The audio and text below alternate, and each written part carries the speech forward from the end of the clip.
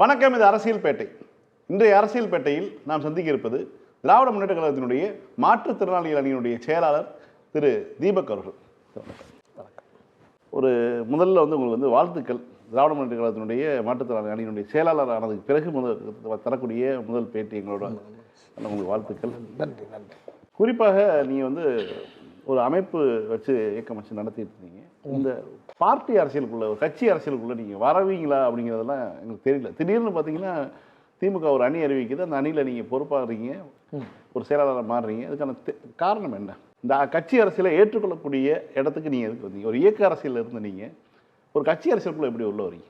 அரசியல் அப்படிங்கிறது, நீ உன் அரசியலை பேசாவிட்டால் நீ வெறுக்கும் அரசியலால் ஆளப்படுவாய் அப்படிங்கிறது லெனின் அவர்களுடைய கூற்று. இப்போ மாற்றுத்திறனாளிகளுடைய அரசியலை பல இடங்களில் பேசலாம். ஒன்று இயக்க அரசியலில் பேசலாம். ஆனால் ஒரு இயக்கம் நமக்கான விளிம்புநிலை மக்களுக்கான அரசியலை தன்னுடைய அரசியலாக எடுத்து இயக்க அரசியலை தாண்டி அதிகாரத்தினுடைய அங்கமாக வந்திருந்து அது கொண்டு வந்திருக்கக்கூடிய மாற்றங்களை 75 ஆண்டு காலமாக ஒரு இனத்தினுடைய தலை நிமிர்ந்து நிற்கக்கூடிய சுயமரியாதைக்காக போராடிய ஒரு தேர்தல் இயக்கம் இன்றைக்கி மாற்றுத்திறனாளிகளை அதனுடைய ஃபோல்டுக்குள்ளே கொண்டு வரணும்னு நினச்சி கொண்டு வரும் பொழுது, நீங்கள் அங்கே பேசுனது மட்டும் போதாது, இங்கேயும் பேசுங்க, இங்கேயும் எடுத்துகிட்டு போங்க அப்படின்னு வாய்ப்பை கொடுக்கின்ற பொழுது அந்த அரசியலுக்கு நம்ம முதல்ல உள்ளவர்களுக்கான தேவை எழுதுகிறதுங்கிறது முதல் பாயிண்ட். ரெண்டாவதுங்க, மாற்றுத்திறனாளிகளுக்கான அரசியல் அப்படிங்கிறது ஐநா மாற்றுத்திறனாளிகள் உரிமை உடன்படிக்கை மிக தெளிவாக சரத்து 29 உட்சரத்து 2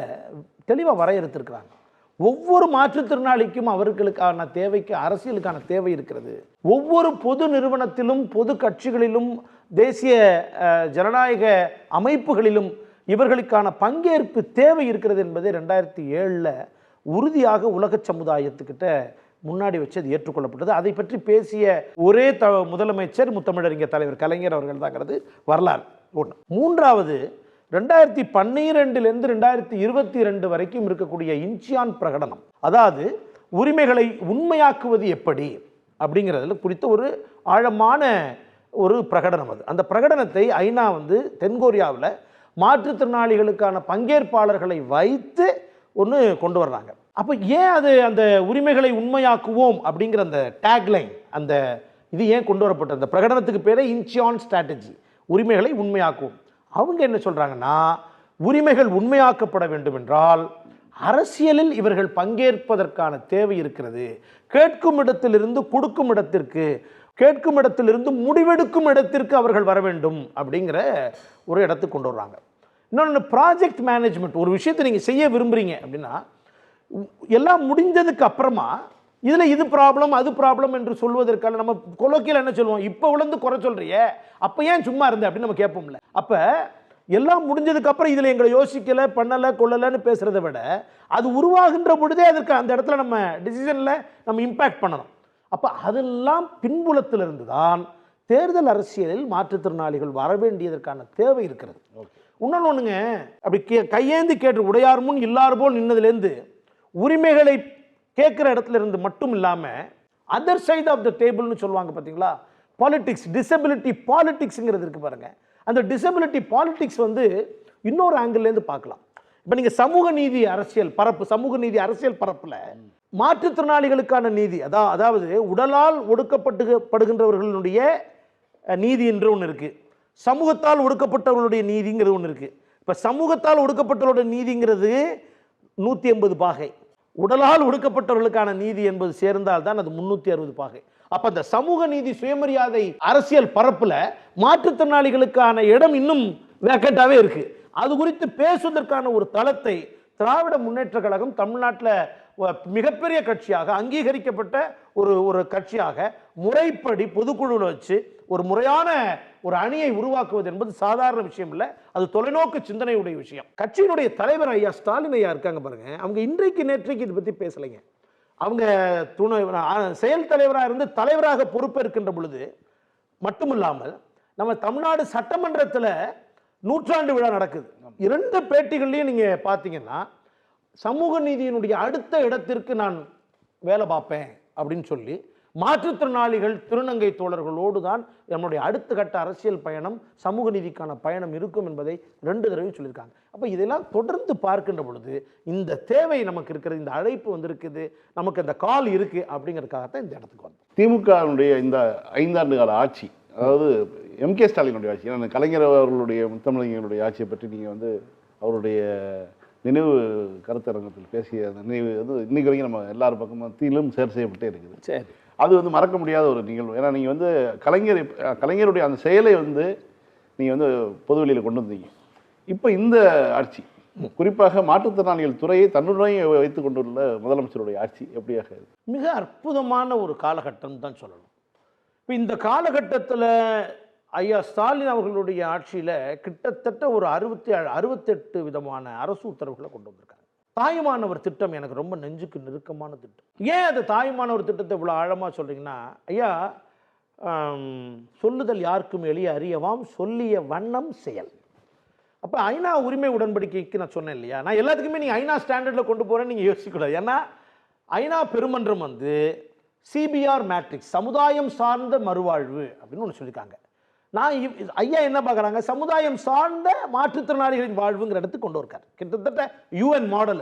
நீங்கள் வீட்டில் மாற்றுத்திறனாளிகள்லேயே அவங்க ரொம்ப தெளிவாக எந்த மாற்றுத்திறனாளிக்கும் மூத்த குடிமக்களுக்கும் யாருமே இல்லாமல் வீட்டில் தனித்து வாழ்கிறார்களோ, ஐயா நான் ஒரு எபிடமியாலஜிஸ்ட், நான் வந்து மருத்துவத்துறையில் அந்த எபிடமியாலஜிங்கிற சப்ஜெக்ட் படிச்சிருக்கேன். அப்போ மூத்த குடிமக்களுக்கும் கடைநிலை சிவியராக பாதிக்கப்பட்ட மாற்றுத்திறனாளிகளுக்கும் மற்ற வியாதிகள் வருவதற்கு, மற்ற பிரச்சனைகள் வருவதற்கான மூல காரணம் என்னன்னு ஒரு ஆய்வு பண்ணதில் லோன்லினஸ், தனிமையாக இருக்கிறதா ரொம்ப படுத்திரும் அப்படின்றாங்க. அந்த தனிமையில் இருக்கக்கூடிய, வாடி வதங்கி இருக்கக்கூடிய, எனக்காக பேசுறதுக்கு யாருமே இல்லை, என்னையெல்லாம் இனி யார் வந்து பாப்பா அப்படின்னு சில நேரங்களில் மாற்றுத்திறனாளிகள், சார் நான் ஒரு குடும்பமாக நினச்சி நான் பதிவு பண்ணுறேன், சில நேரங்களில் எந்திரிச்சு பாத்ரூம் போகணும்னு தோணுங்கய்யா, தூக்கி விடவும் எழுந்திரிச்சு விடவுமே ஆள் இல்லைன்றதுனால நாங்கள் சில நேரம் பெட்லேயே பாத்ரூம் போயிடுவோம். அதான் சொல்கிறது புரியுங்களா? அப்போ இந்த மாதிரியான வயதான மாற்றுத்திறனாளிகள் இவர்களுக்காகவும் யோசிக்கணும்னு நினச்சி ஒரு திட்டத்தை எல்லா மாற்றுத்திறனாளிகளுக்கும், மாற்றுத்திறனாளி, மூத்த குடிமக்கள், யாருமே அரவணைப்பில்லாதவர்கள், அவர்களுக்கு வீட்டுக்கே போய் ரேஷன் கடையில் இருக்கக்கூடிய பொருட்களை கொடுக்கணும்னு சொன்னாங்க பாருங்க. Beautiful sir. சார் சொல்லல, செயல் சார். அது அனைவரும் வெல்வம்னு ஒன்று சொல்றாங்க, ஒருத்தரையும் விட்டுட்டு போக மாட்டோம்னு சொல்றாங்க. வெல்வம் ஒன்றாக, வெல்வம் ஒன்றாக, யாரையுமே விட்டுட்டு போக மாட்டோம். let us not leave no one behind. ஒருத்தரையும் விட மாட்டோம். இப்படி என்ன ஒன்றுன்னு சொல்றேன் சார். நான் முன்னாடி வந்து வேளச்சேரியில் இருப்பேங்க. மயிலாப்பூருக்கு அடிக்கடி போக வேண்டிய வேலை இருக்கும். இது நான் சொல்றது என்னோட 25வது வயசுல. அப்போ 5C பஸ்ஸில் போவேன். ஒரு வயதான அம்மா, ஒரு 50 வயசு இருக்கும், ஒரு 20 வயசு மதிக்கத்தக்க ஒரு மனவளர்ச்சி பாதிக்கப்பட்ட பையனை வேகாத வெயிலில் இடுப்பில் தூக்கி வச்சுட்டு அந்த அம்மா ஸ்பாஸ்டிக் சொசைட்டியில் நடந்து போகிறது என் கண்ணில் இன்னும் நான் இப்போ 5C பஸ்ஸில் ஏறுவாங்க, நான் பார்த்துருக்கேன். அந்த பஸ் ஸ்டாண்டில் நிற்பாங்க, வெயில் அப்படி இருக்கும். அப்போ இந்த மாதிரி மனவளர்ச்சி பாதிக்கப்பட்ட குழந்தைகளுக்காக சார் ஒவ்வொரு வருஷமும் நீங்கள் அவர் உயிரோடு இருக்கிறாருங்கிற சர்டிஃபிகேட் வாங்கி கொடுத்தா மட்டும்தான், அந்த சான்றிதழ் வாங்கி கொடுத்தா மட்டும்தான் அடுத்த ஆண்டிற்கான உதவித்தொகை கிடைக்கும். நம்ம ஐயா ஸ்டாலின் அவர்களுடைய அரசு இப்படிப்பட்ட சர்டிஃபிகேட் வேண்டான்னு உத்தரவு போட்டிருக்காங்க. நான் இப்போ உங்களுக்கு புரியும் யாரை எப்படி இருக்குன்னு நீங்கள் கேட்டீங்கல்ல சார். நான் அலங்கார வார்த்தைகளில் பேசுவதற்காக நான் இங்கே வரல. கடைநிலை மனிதர்களுடைய போதாமைகள் இருக்கும், நான் இல்லைன்னு சொல்ல வரல.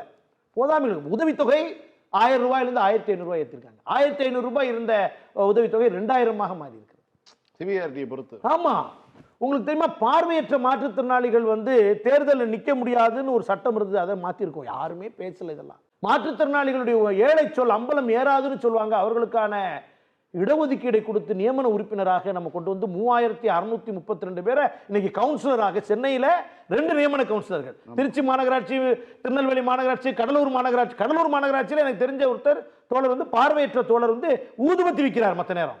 ஆனால் ஆமா, அவர் கவுன்சிலர். நீங்க எதை விடுறது எதை சொல்றதுன்னு எனக்கு சொல்ல தெரியல. இப்ப மாற்றுத்திறனாளிகளுக்கு 1 லட்சம் ரூபாய் பெருமானம் இருக்கக்கூடிய ஒரு பேட்டரி வீல் சேர், நான் ஃபாரினில் போகும்போது, தென்கொரியா போகும்போது நான் ரொம்ப ஆசைப்பட்டிருக்கேன். எனக்கு ஒரு பேட்டரி வீல் சேர் கொடுத்து சியோல் நகரம் முழுக்க போயிட்டு வாங்கினாங்க. நான் ஒரு போயிட்டு வந்தேன். அந்த ஏக்கம் மனசுக்குள்ள வெளியில் சொல்லலை, உள்ளுக்குள்ளே ஏக்கம், நம்ம ஊரில் இது என்னைக்கு வரும் யோசிச்சேன். இன்னைக்கு என்னுடைய முகநூல் பக்கம் நீங்கள் போய் பாருங்கள். என் வீட்டிலேருந்து அந்த பேட்டரி வீல் சேரில் உட்காந்துக்கிட்டு, தமிழ்நாடு அரசு கொடுக்குற வீல் சேரு, நான் அங்கேருந்து ஆலந்தூருக்கு அப்படியே வண்டியிலே வந்துட்டேன்.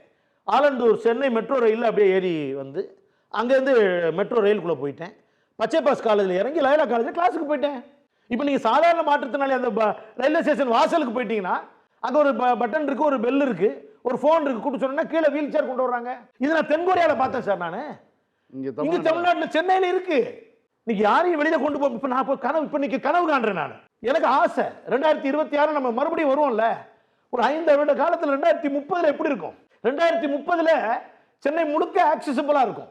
என்கிட்ட மாறுதட்டி சொன்னாங்க தென்கொரியாவில்.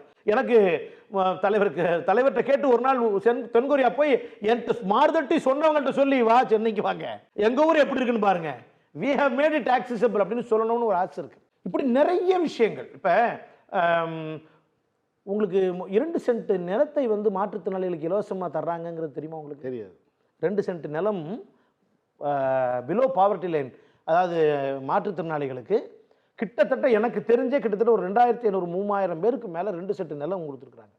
வீடுகள் கொடுத்து வறுமை கோட்டுக்கு கீழே இருக்க. எனக்கு நான் சொன்னது ஒரு வருஷத்துக்கு முன்னாடி உள்ள தரவு. இப்போ இன்னும் எவ்வளோ எடுத்திருக்காங்கன்றது எனக்கு தெரியல.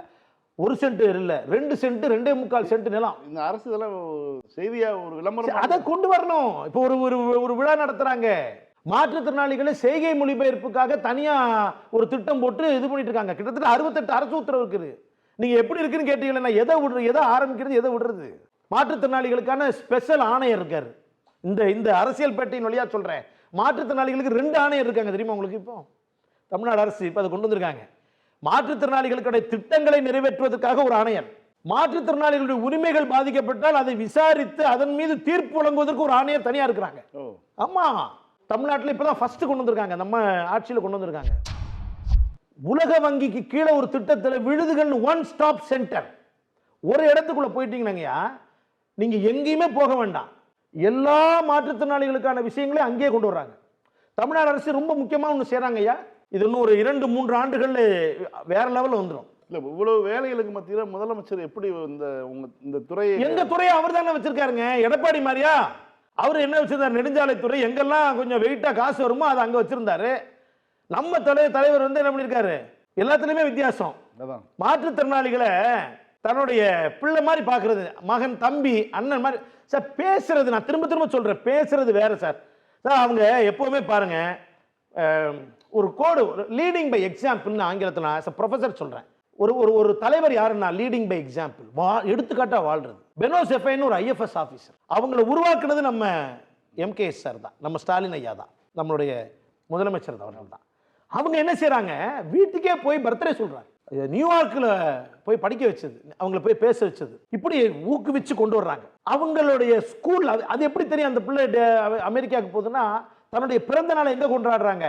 சிறுமலர் பள்ளியில தான் கொண்டாடுறது. இப்ப நம்ம துணை முதலமைச்சர் இருக்காங்க பாருங்க, அவங்க எங்க கொண்டாடுறாங்க? மாற்றுத்திறனாளிகளோட தான் தன்னுடைய பிறந்த நாளை கொண்டாடுறாங்க. மூத்த குடிமக்களோடு தன்னுடைய யாரோடு தங்களை அடையாளப்படுத்திக் கொள்கிறார்கள். மாற்றுத்திறனாளிகளுடைய நீங்க நலத்திட்டம் செஞ்சுட்டோம், நாங்க ஒரு 2000 பேருக்கு இது கொடுத்தோம் அப்படின்னா நம்ம தலைவரையோ அல்லது நம்ம துணை முதலமைச்சரையோ வந்து அது ரொம்ப பெருசா லெவல்ல இது பண்ணாது.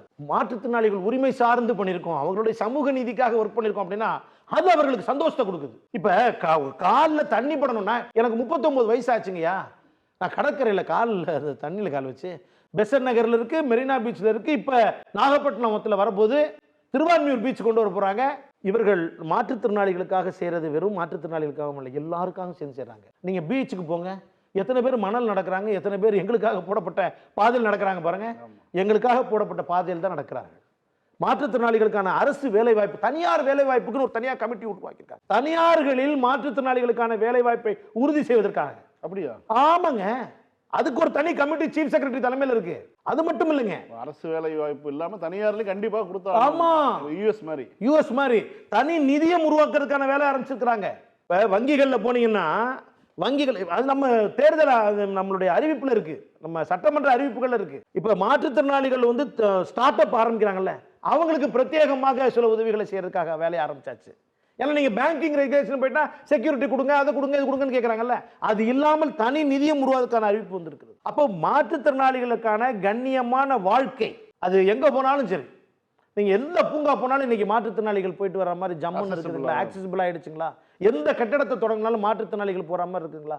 இப்போ நீங்கள் மதுரையில் இருக்கக்கூடிய லைப்ரரி எடுத்துக்கோங்க, அங்கே போனால் மாற்றுத்திறன் இன்னைக்கு எத்தனை நான் இப்போ சமீபத்தில் டெல்லி போயிருந்தேன், அங்கே பார்த்தா 2 மாற்றுத்திறனாளிகள் இல்லை 6 மாற்றுத்திறனாளிகள் வந்திருக்காங்க. எதுக்கு வந்திருக்காங்க? ஐஏஎஸ் பரீட்சையில் இன்டர்வியூக்கு வந்திருக்கேன்றாங்க. நான் முதல்வன் ஸ்கீமில் நம்ம இப்போ என்ன பார்த்தோம்? ஒரு டாக்டர் பார்த்தோங்களா?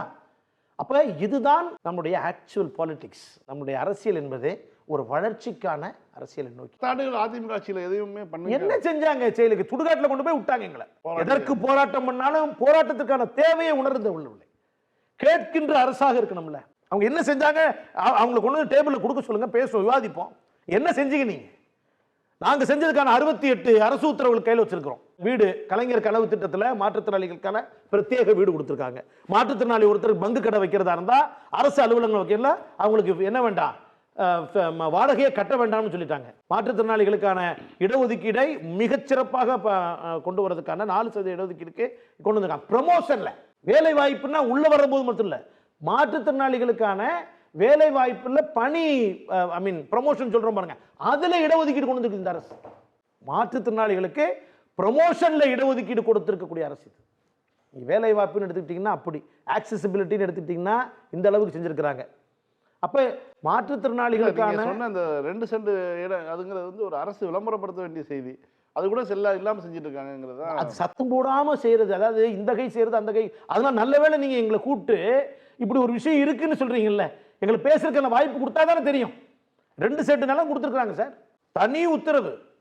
அதுலயும் பாத்தீங்கன்னா எல்லா ரிவ்யூ மீட்டிங்லையும் எல்லா ஆய்வுலையும் தமிழ்நாடு முதலமைச்சர் அவர்கள் கேட்க தவறாத ஒரு கேள்வி, எத்தனை மாற்றுத்திறனாளிகளுக்கு இலவச வீட்டுமனை பட்டா கொடுத்திருக்கீங்கன்ற கேள்விக்கு ஒவ்வொரு மாவட்ட ஆட்சியரும் பதில் சொல்லியிருக்காங்க. ஆமா, சீஃப் செக்ரட்டரி ஒரு மிக தெளிவாக ஐயா இறையன்பு இருக்கும் பொழுது பெரிய கடிதம் போட்டு எத்தனை பேர் கொடுத்திருக்கீங்கன்ற லிஸ்ட் கொடுங்கன்னு சொல்லி கேட்டு வாங்கியிருக்காங்க. 1 இல்ல 2 இல்லைங்க, ஏகப்பட்ட அரசு உத்தரவுகள். இது பேசிட்டு இருக்கும்போது இன்னொரு கேள்வி உங்கள்கிட்ட இன்னும் ஒன்று சொல்லி முடிச்சிடுறேன். இந்தியாவிலே வேற எங்கேயுமே இல்லாத அளவுக்கு இண்டஸ்ட்ரியல் பாலிசின்னு சொல்லுவாங்க, தொழிற்சாலைகளுக்கான கொள்கை. அந்த தொழிற்சாலை கொள்கையில மாற்றுத்திறனாளிகளுக்கான விஷயத்தையும் கொண்டு வந்திருக்காங்க.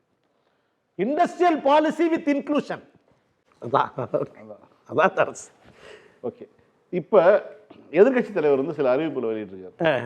குறிப்பா வந்து திராவிட முன்னேற்ற கழக அரசு வந்து மகளிர் உரிமை தொகை, கலைஞர் பேர்ல அந்த மகளிர் உரிமை தொகை வந்து கொடுக்குறாங்க, 1000 ரூபா கொடுக்குறாங்க அப்படின்னு. அது இன்னைக்கும் வந்து இப்பயும் வந்து விடுபட்டு போனவர்கள் இன்னமும் இணைத்து கொண்டு தான் இருக்காங்கன்னு வச்சுக்கோங்களேன். இப்படியான சூழலில் நாங்கள் ஆட்சிக்கு வந்தால் 2000 ரூபாயை கொடுப்போம். ஆண்களுக்கு வந்து பேருந்தில் வந்து பயணம் வந்து இது பெண்களுக்கு போலவே டிக்கெட் கிடையாது அது அப்படிங்கிற மாதிரியான ஒரு அறிவிப்புகளை வெளியிட்டிருக்காரு. இது சாத்தியமா? இல்லை அவர் எதை நோக்கி இந்த இதை போட்ட அறிவிப்புகளை ஒரு 5 அறிவிப்புகளை முன் திருப்பி ஆட்சிக்கு வரமாட்டோங்கிற நம்பிக்கையில தான் இதெல்லாம் செய்ய முடியாதுன்றதெல்லாம் அவர் சொல்லி விடுவோம். ஒரு படத்தில் வடிவேல் சொல்லுவார்ல, போவோமா சரி போவோம் அப்படின்னு சொல்லல, அந்த மாதிரி தான் அவர் என்ன பண்ணுறாரு, கொஞ்சம் கூட யோசிக்காமல்.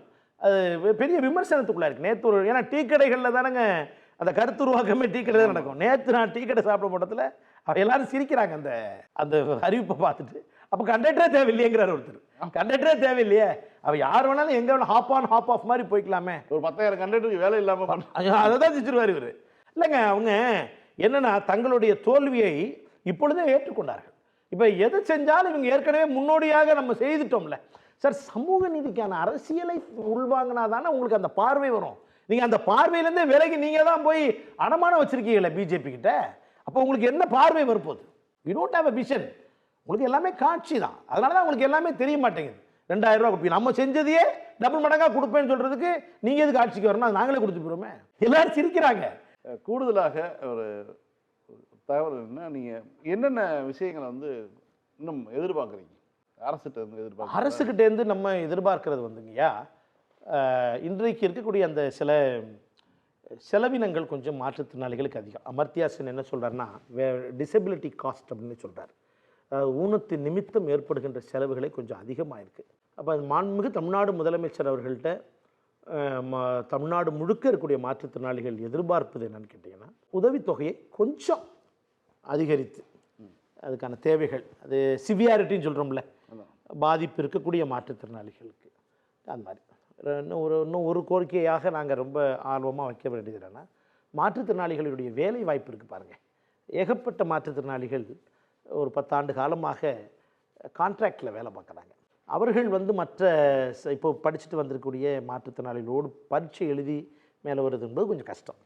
அவர்களை மாண்புமிகு தமிழ்நாடு முதலமைச்சர் அவர்கள் கொஞ்சம் கருணை பார்வையோடு, ஏன்னா நம்ம உரிமையாக நம்ம அவங்கள்ட்ட தான் கேட்க முடியும், வேற யார்ட்டையும் கேட்க முடியாது. இல்லை, அதுதான் நீங்கள் மற்ற கட்சிகளில் எல்லாம் இந்த அமைப்புகள் இந்த மாதிரிலாம் இருக்காங்க. அதை விட இதுக்கு என்ன சிறப்பு? திமுக இருக்கக்கூடிய மாற்றுத்திறனாளி அணிக்கான சிறப்பு என்ன? இது உங்களுக்கு இப்போ சிறப்பு அணின்னு நான் சொல்கிறேன். ஒரு எனக்கு வந்த தகவலின்படி பார்த்தீங்கன்னா 21 வகை மாற்றுத்திறனாளிகளில் மிக முக்கியமான வகை மாற்றுத்திறனாளிகள் அத்தனை பேருக்குமே இங்கே நம்ம அணியில் வந்து அவங்கள ரெப்ரசன்ட் பண்ணுற மாதிரியான பொறுப்புகளை உருவாக்கணும் அப்படின்னு திராவிட முன்னேற்ற கழகம் முடிவு பண்ணிட்டு இருக்காங்க. பார்வையற்றவர்களுக்கு, காது கேட்க முடியாத மாற்றுத்திறனாளிகளுக்கு, அப்போ அவங்களுடைய கட்சியினுடைய செயல்பாடுகளை மாற்றுத்திறனாளிகளையும் உள்ளடக்கி கொண்டு போகிற மாதிரியான விஷயங்களை கொண்டு வருவதற்கான வேலைப்பாடுகளை கொண்டுறாங்க. இவங்க அவங்களுடைய எல்லா வேலைகளிலும் எங்களையும் இணைத்து கொண்டு போக முடியுது. ஐயா, out of sight is out of மைண்டுன்னு ஆங்கிலத்தில் சொல்லுவாங்க. கண் காட்சிக்கு முன்னாடி இல்லைன்னா கருத்துக்குள்ள நம்ம இல்லைன்னு அர்த்தம். ஆனால் விளிம்பில் இருக்கக்கூடியவர்களை ஏன் இவ்வளவு தூரம் கவனத்தில் எடுத்துக்குது திமுக? தன்னுடைய அரசியலை விளிம்புநிலை மக்களுக்கான சமூக நீதி அரசியல் இல்லையா? அந்த அரசியலின் நிமித்தம் தான் நாங்கள்லாம் கண்ணப்படுறோம். கண்கொண்டு தலைவர் கலைஞர்கிட்ட தான் நம்ம எல்லாருமே கற்றுக்குறோம். நம்ம ஐயா மக்கள்கிட்ட நீங்கள் நம்மளுடைய அரசியலை நீங்கள் பாருங்கள். அண்ணா என்ன சொல்கிறாங்க? மக்கள்கிட்ட போ, மக்கள்கிட்ட என்ன இரு, மக்கள்கிட்ட என்ன இருக்கோ அதுலேருந்து பில்ட் பண்ணுன்னு சொல்கிறாங்க. ஐயா டீ கொடுக்குறதா இருந்தால் கூட முதல்ல யாரு கொடு? பசிச்சவனுக்கு கொடு. அப்போ யாருக்கு தேவை இருக்கோ அவங்கள்ட்ட போ. தலைவர் கலைஞர்கிட்ட ரொம்ப ஸ்பெஷலாக நாங்கள் 2-3 பத்திரிகையாளர்கள்லாம் உட்காந்து, நண்பர்கள் இருக்காங்க எனக்கு, அவங்களோட உட்கார்ந்து பேசும் பொழுது 1980-70 அந்த பகுதிகளில் வந்த எந்த குடும்பத்தையும் தொடாமல் தலைவர் கலைஞர் இருந்ததே இல்லை. தனக்கு அப்படி பாதிப்பு இருந்தால் தன்னோட நான் அந்த இடத்துல இருந்தால் என்ன நினைச்சிருப்பேன். நான் இது சொல்லாமான்னு கூட தெரியல, ஆனால் கண்டிப்பாக நான் இதை ஸ்லாகித்து சொல்லி ஆகணும். ஒரு நாள் நாங்கள் தலைவர் போய் பார்த்தோம், தலைவர் கலைஞர் அவர்களை பார்த்தோம். கலைஞர் கூட தலைவர் கலைஞர் அவர்களை பார்த்தோம். டக்குன்னு ஒரு செகண்டில் யோசிக்காமல், நானும் உங்களை மாதிரி மாற்றுத்திறனாளி தான்ப்பா அப்படின்ட்டாருங்க. பெரிய அவ்வளோ பெரிய அரை நூற்றாண்டு காலம் கோலோச்சிய சச்ச டால் லீடர். நீங்கள் சொல்லுவீங்களா? நான் கேட்குறேன், உன்னை மாதிரி நானும் மாற்றுத்திறனாளி நீங்கள் சொல்லுவீங்களா? ஆமாங்க, அறிவென்பது என்னது? பிரிதின் நோய் தன்னோய் போல். அந்த சார் அது எம்பத்தி, இந்த சிம்பத்தி, இந்த வார்த்தையெல்லாம் விளையாடுறதுங்கிறது இல்லைங்க. தன்னை அந்த இடத்துல வச்சு பொருத்தி பார்க்கறத தன்னோட ஒரு கலையாவே. கண்ணொளி திட்டம், கம்யூனிட்டி ஆப்தமாலஜி. கம்யூனிட்டி ஆப்தமாலஜி எப்போ வந்துச்சு? கண்ணொளி திட்டம் என்பது இன்னைக்கு London school of hygiene and tropical மெடிசன்ல அதையே ஒரு பாடமா படிக்கிறாங்க. They have drawn inspiration from Tamil Nadu. கண்ணொளி திட்டம். இந்த மாதிரி வந்து அவங்களுக்கு எப்படி இருக்கும்? தொழுநோய் பாதிக்கப்பட்டவர்கள் அவங்களுடைய வாழ்க்கை எப்படி இருக்கும்? தன்னுடைய முதல் அந்த இது என்ன சார், அந்த புக்கு நெஞ்சுக்கு நீதி புத்தகம், அந்த புத்தகத்தை பார்வையற்ற தோழர்களை வச்சு ரிலீஸ் பண்றது. இவங்களுக்கு இதெல்லாம் புதுசுன்னு நினைக்கிறீங்களா? தொடர்ச்சியாக கடைநிலை விளிம்புநிலை மக்களை, திருநங்கையர் மாற்று உனக்கு சொல்லணும்னு நினைச்சேன் நான். ஐயோ, டெல்லி போயிருந்த பொழுது, இப்போ சமீபத்தில் போயிருந்த பொழுது இவங்க நிப்மெட்லாம் போனீங்கன்னு வச்சுக்கலாம், மத்திய அரசாங்கம் திவ்யாங்ஜன் அப்படின்னு ஒரு பேர் போட்டிருக்காங்க. எனக்கு ரொம்ப யோசனையோட போனேன். ஐயோ, டெல்லியில் எங்கே திரும்பினாலும் திவ்யாங்ஜன் போட்டிருப்பாங்க. அங்கே யாருமே அந்த வார்த்தையை பயன்படுத்துறது இல்லை. எல்லாருமே தலைவர் கலைஞர் கொண்டு வந்த டிஃபரெண்ட்லி ஏபிள்டு, மாற்றுத்திறனாளிங்கிற வார்த்தை தான் பயன்படுத்துறாங்க. அவங்க பேருக்கு கொண்டு வந்தாலும் அவர்கள் வார்த்தைகளில் டிஃபரெண்ட்லி ஏபிள்டுங்கிற வார்த்தை தான். அப்போ இந்தியாவுக்கே முன்னோடி அரசியல் திராவிட முன்னேற்ற கழகத்தின் சமூக நீதி திராவிட அரசியல் தான் இந்தியா முழுக்க போய் பரவுது. ஓகே, இப்போ 26 தேர்தல் எப்படி இருக்குன்னு உங்களுடைய பார்வை? 26 தேர்தல் நிச்சயம் திராவிட முன்னேற்ற கழகம் 200 தொகுதிகளில் ஜெயிச்சு ரொம்ப பிரமாதமாக வருவாங்க. இந்த தற்கூரிகள் பேசிட்டு இருக்கிறது எல்லாத்தையும் நம்ம பெருசாக எடுத்துக்க வேண்டாம். அவங்களுக்கு ஒன்றுமே தெரியல, எத்தனை தொகுதின்னு தெரியல, இதுன்னு தெரியல. தமிழ்நாடு அரசியல் மக்கள் ரொம்ப தெளிவாக இருக்கிறார்கள். அதனால் தோழன் என்கிற வார்த்தைக்கு உண்மையான அர்த்தத்தை வழிகாட்டுதலாக இருக்கக்கூடிய திராவிட முன்னேற்ற கழகத்தை நோக்கி தான் இந்த தேர்தல். 2026 வெற்றி நிச்சயம், 200 சர்வ நிச்சயம். நன்றி. உங்களுடைய வருகைக்கும் கருத்துக்களுக்கும் நன்றி. நன்றி. தேங்க்யூ. மீண்டும் நாளை இரவு 9 மணிக்கு சந்திப்போம். நன்றி, வணக்கம்.